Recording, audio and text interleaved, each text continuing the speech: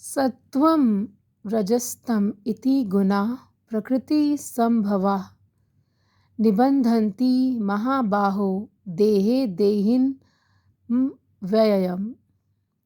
Material nature consists of three modes: goodness, passion, and ignorance.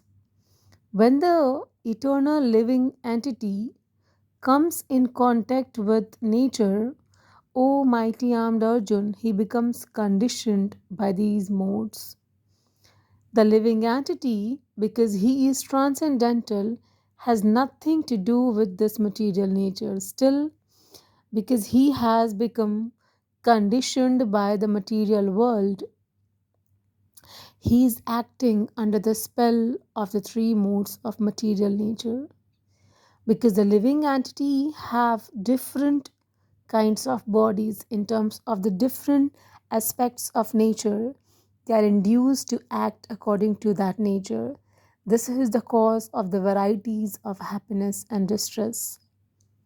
Tatra sattvam nirmal tvat prakasham namayam sukh sangen badhyana badhanati gyan sangen chanag.